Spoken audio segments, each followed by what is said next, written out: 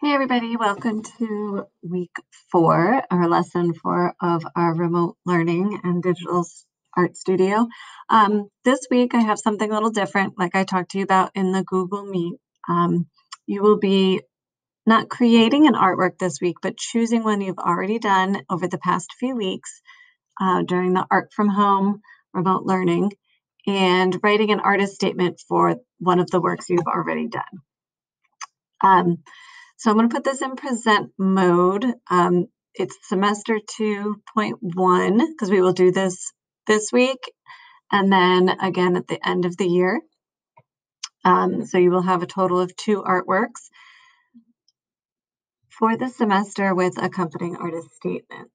Now let me put this in present mode and kind of walk you through this.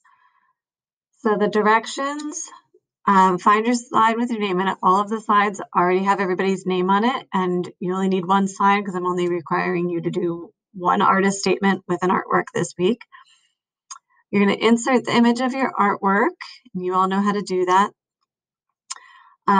Then to the right of the image, you're going to insert a text box and type your title and artist statement in the text box.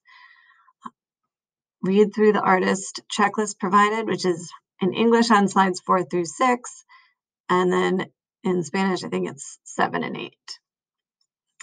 So in your artist statement, this is exactly what we do in class.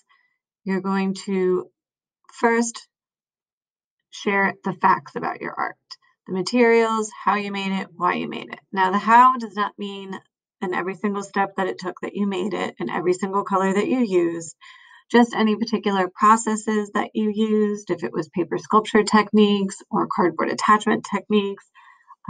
Maybe you used mixed media and how you combined, oil pastels with watercolors or collaging, whatever that may be, but not at every single step. So I have for you a couple sentence starters, and we're first talking about the medium and how. So you can choose one of these, or of course you can come up with your own. So I made this work of art by filling in the blank. And if you'd like, instead of work of art, you can say what exactly it is, whether it's a landscape painting or a drawing of a cityscape or a portrait. Maybe it's a sculpture. Try to use those vocabulary words from the list provided. Then next, you're going to talk about your why. Again, you're just choosing one of the sentence starters provided, or again, you can come up with your own sentence. So far, that should only be about 2 sentences.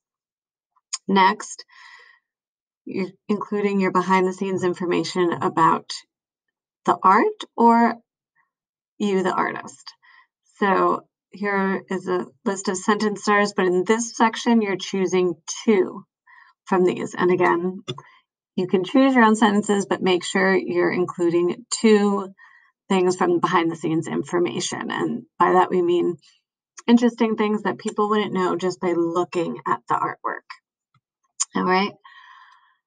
Here's your list of vocabulary words to go through. So you could even write your artist statement and then come back and look and see which one of these or any of these that fit in your artist statement or apply to the artwork that you're submitting. Here it is in Spanish for you. And this is an example of what it should look like when you're done. So I will show you in a second how to sign your artwork. We went over that briefly in class, but I'll demonstrate it while I have you here. So this time your title is going to go up here. The date, it doesn't have to be exact, but around when you made it. The materials that you used. So for this one, it was washable marker and water on paper. Then you start with your artist statement. Okay. Let's exit out of here. All right, so here are your slides with your names on them. Remember, you're going to insert your image on the left and your artist statement. I'll show you quickly. You just hit this T box for text box, and that's all you have to do for your text box. When typing in here, please leave the font at Arial and the size at 14. Number one, that makes it easier for me to read. and you don't need to waste your time playing with the fonts. And the size 14 will make sure that you can fit all your sentences in the text box provided.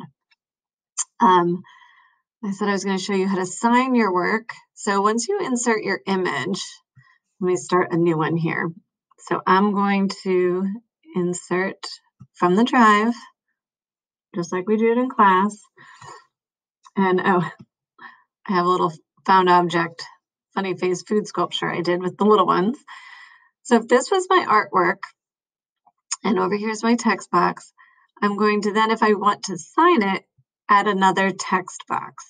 So I'm just going to put one right here. And then before you type in your name, you can scroll around here and find a font that you like that's maybe a little fancier. And as I type that, it's really small. So I'm going to bold it and make it a lot bigger. Oh, that's maybe too big. Put on my artwork. And because the background here is dark, I know that when I put the black writing on the back, on top of this artwork, it's not going to show up. So I'm going to change my font color over here to white. And then I can move it up here and kind of reposition it how I want it, my artwork. So that would be how you would sign your work. And then you're going to just come over here and type for your artist statement. Okay, just make sure, guys, that you're going through that checklist, looking at the vocabulary, read it over, make sure that you're using proper spelling, capitalization, and punctuation. And again, like I said, you're only required to do one. You should have been taking pictures of your artwork over the last 3 weeks. So you're just picking one you've already done. And this week you're just writing the artist statement for it. This assignment does have a due date. They are due by next Monday. So that gives you a week to just write the artist statement. And then I will be looking over your work. I can't wait to see what you all have done. And of course, you can always see and view what everybody else has done as well, which I think is the best part. So anyway, if you have any questions, you can message me on our Google Classroom and I will get back to you. Also, you can let your classroom teachers know and I can pop into your Google Meets again if you want to just ask me directly any questions and I can help with that. All right, until next time, bye-bye.